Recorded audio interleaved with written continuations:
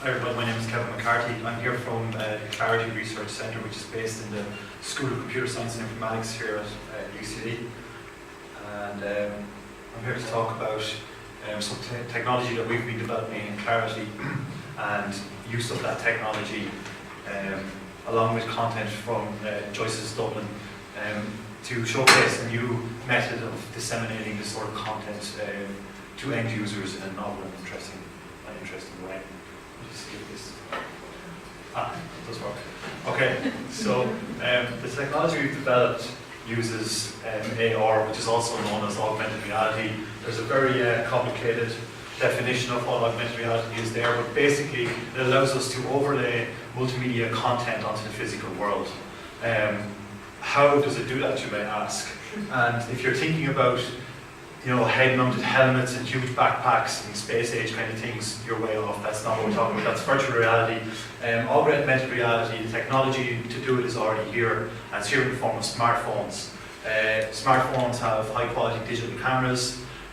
Through the viewfinder of the camera, that's where you can overlay the multimedia content.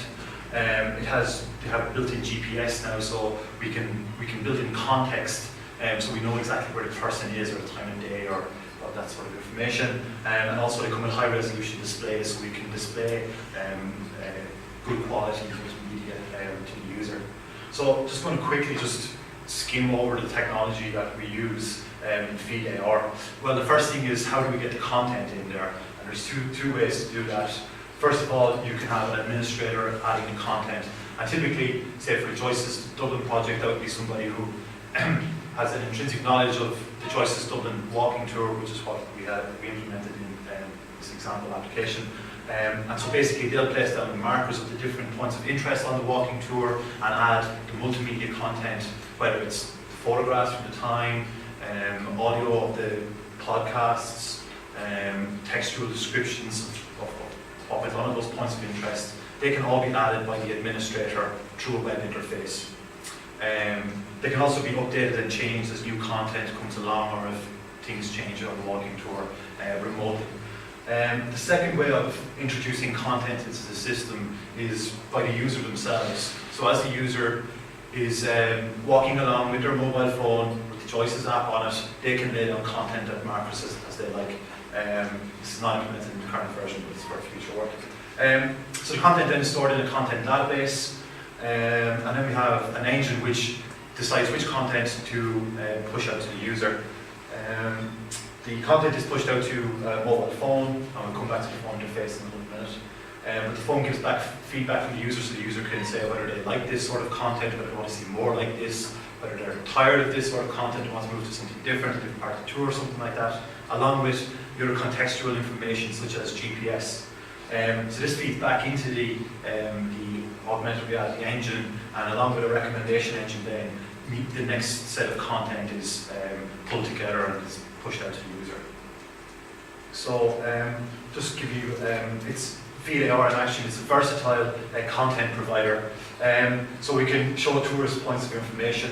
From this mock-up screenshot here, you can see where the points of information are laid along O'Connell Street. So we have one there in front of Danny O'Connell, one in front of the GPO, and one in front of the Dublin Spire. From a business side point of view, it has many marketing and advertising avenues which haven't yet been explored. That allows us to do an interactive walking tour guide, which is what we did with the Dublin Joyce's tour, and some other things as well. So just go on here. So the Joyce's Dublin Mediascape application that we've been developing is basically a walking tour of Joyce's Dublin, based on Joyce's The Dead Story that John just told us about, and contains content that has been taken from Joyce's Dublin.ie. It's powered by the Feed AR technology in the back end, and basically allows a full multimedia guided walking tour experience. It comes with a dynamic map, so like a Google map, which updates, shows your position on the tour at the moment, tells you how many points of interest you've gone through, how many are still to go, what's coming up ahead, that sort of thing. It allows you then to view the points of interest through the augmented reality view on the camera view screen. It also automatically kicks off the podcasts at the relevant points of information. It shows textual information as well, and as well as the multimedia content such as the photos, sounds or videos. So just talk a little bit about future opportunities and possibilities of this technology. But for the end user, it's a new and interesting way of interacting with this sort of content. It allows them to immerse themselves in Joyce's Dublin, actually at the spots that they're visiting. The end user can also dynamically update or change their tour. So if beyond Joyce's Dublin there was another tour, maybe I don't know, Viking or something like that, people could say, well, I'm at Wood Quay now, I'd like to stop on Joyce's tour and try out the Viking tour. They can do that.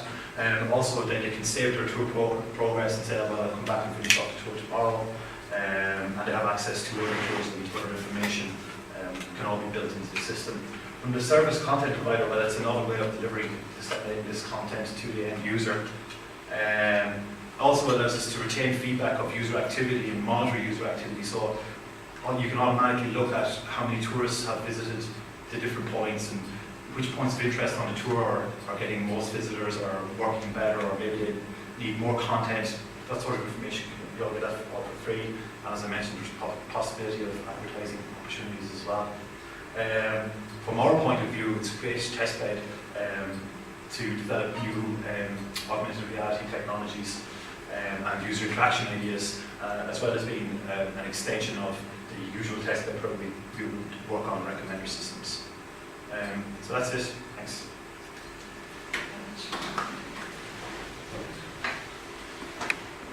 At this point, well, in our initial idea was to have a roundtable discussion at this point. Sure. So if you want to move everybody else, or move everybody back up, I suppose, for the next 15 minutes. So